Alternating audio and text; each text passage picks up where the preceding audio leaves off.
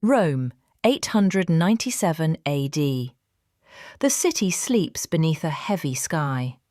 The streets are quiet, too quiet. Torches flicker against ancient stone walls. A group of men move silently toward a grave.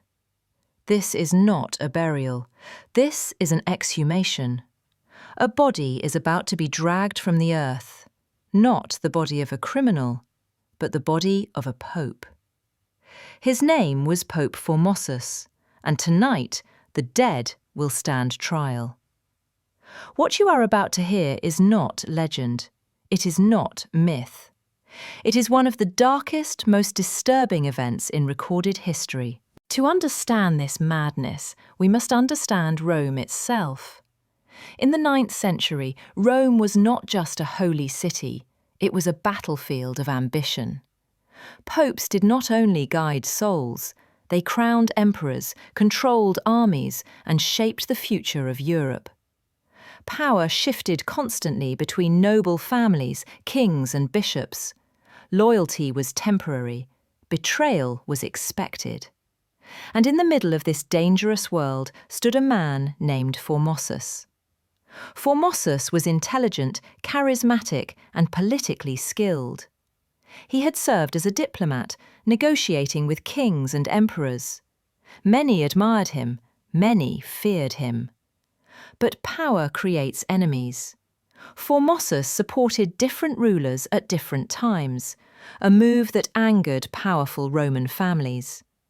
To some, he was a visionary, to others, a traitor. When he died in 896 AD, many believed the conflict had ended. They were terribly wrong. Soon after, a new pope rose to power, Stephen VI. He was young, angry, and deeply connected to Formosus's enemies. Stephen believed that Formosus had corrupted the church. But more than that, he believed Formosus had humiliated his allies. Stephen didn't want justice, he wanted revenge, and he wanted history rewritten. Stephen made an unthinkable decision. He ordered Formosus's body to be exhumed. The grave was opened. The corpse, already decayed, was dressed in full papal robes. Then, in a horrifying spectacle, the body was placed on a throne inside a church. A dead pope was about to be judged by the living. Rome watched in silence. The courtroom was silent. The decomposed body of Pope Formosus sat on a throne, dressed in full papal robes. His face was barely recognizable. Incense burned heavily in the air, trying and failing to hide the stench of decay. Pope Stephen VI stood before him. With rage in his voice, he shouted accusations at the corpse. "Why did you take the papacy unlawfully? Why did you betray Rome? Why did you deceive the church?" Of course, there was no answer. A trembling deacon was forced to speak on behalf of the dead. Each word echoed through the chamber like a curse.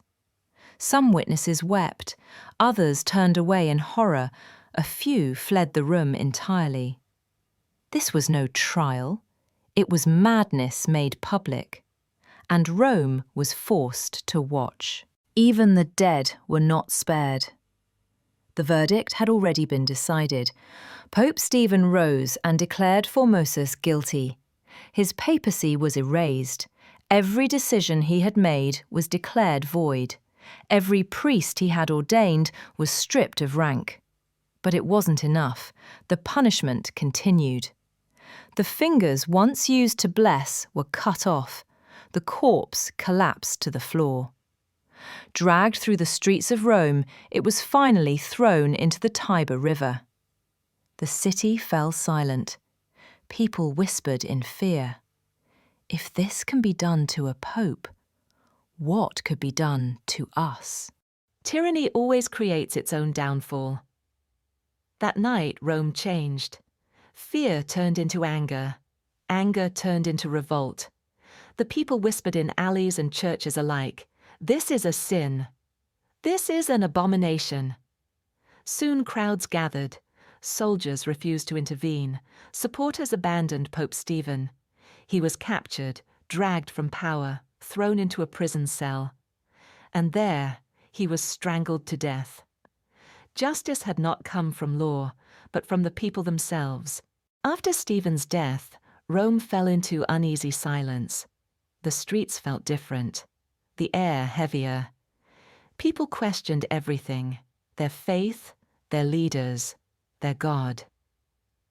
The bells still rang, but they no longer brought comfort. The church had lost something that could never be fully restored: trust.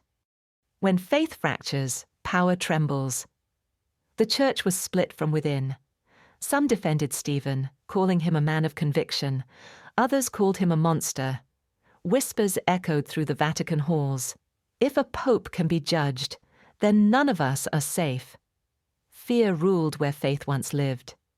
Even the dead can speak through history. A new pope was chosen. His first act was to restore the name of Formosus. His decisions were declared valid. His honor returned. But this was not forgiveness.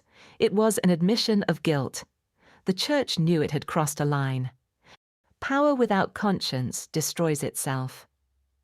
The event became known as the Cadaver Synod. Historians would debate it for centuries. Some called it madness. Others a warning. It proved that power, when unchecked, becomes cruelty. And faith, when weaponized, becomes terror. History never forgets. A dead man was put on trial. But in the end, it was the living who were judged. This story is not just about the past. It is a reminder that when power silences conscience, history will always remember